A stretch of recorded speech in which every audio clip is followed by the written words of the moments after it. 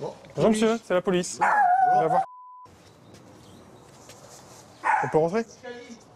Non, oui, je savais y aller. Ouais, mais on va faire une perquisition, donc il va falloir qu'on rentre. Pardon? On va faire une perquisition, donc il va falloir qu'on rentre quand même. Perquisition. Bonjour, madame. Perquisition.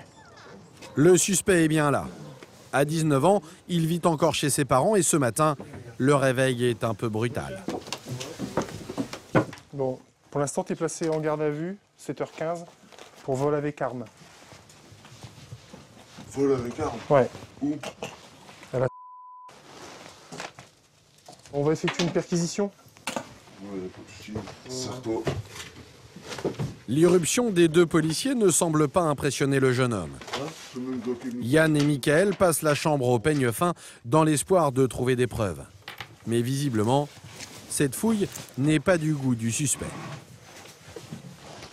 Le bordel que vous foutez là. Ça abusé.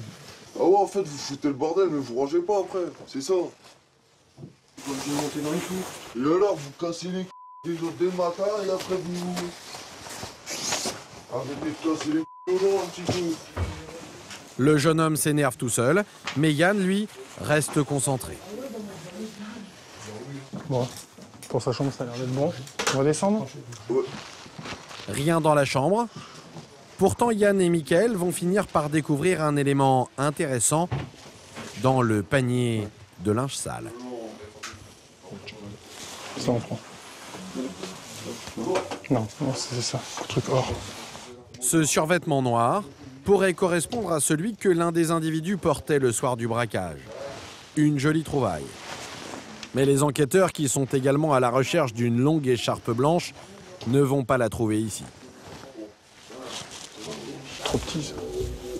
Soudain, au cours de cette perquisition, Yann remarque un détail qui lui redonne le sourire. Le suspect tient sa cigarette de la main gauche. Un gaucher, comme le braqueur. Pour le jeune homme, direction le commissariat et la garde à vue, dont il connaît très bien les règles. C'est bon, mets tes pompes. Bah attends, tu vois, j'ai déjà les pompes pour la garde à vue. Y'a pas de lacet? T'as pas de lien? Ah, et je l'ai enlevé, t'inquiète. Et je l'ai enlevé et celui-là aussi. C'est bien, il y a une étagère garde à vue. Voilà. Allez, let's go. Au même moment, à quelques kilomètres de là, l'autre équipe a elle aussi mis la main sur le deuxième individu. Bonjour, major commissaire de police de Valenciennes. Il est 7h30, vous êtes passé en garde à vue.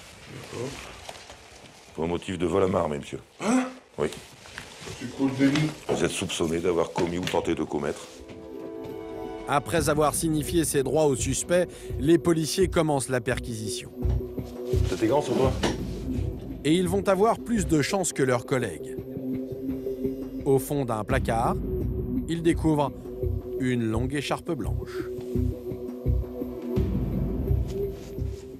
La casquette, ça joue la casquette? Oui, c'est à moi. Ça, c'est à toi aussi l'écharpe? Non, c'est pas moi, l'écharpe. Pas toi dessus, Tu veux pas pas toi. un On autre va le prendre quand même.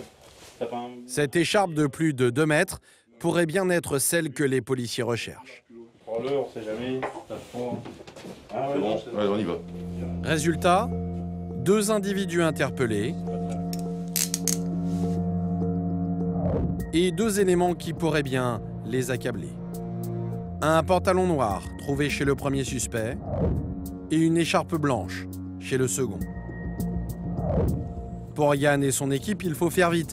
Ils n'ont que 48 heures, le temps de la garde à vue, pour faire éclater la vérité. Faute de preuves concrètes, les policiers misent tout sur les auditions. Ils doivent obtenir des aveux. Et vous allez voir que les témoins vont faire des révélations étonnantes, mais pas forcément celles que les policiers attendaient.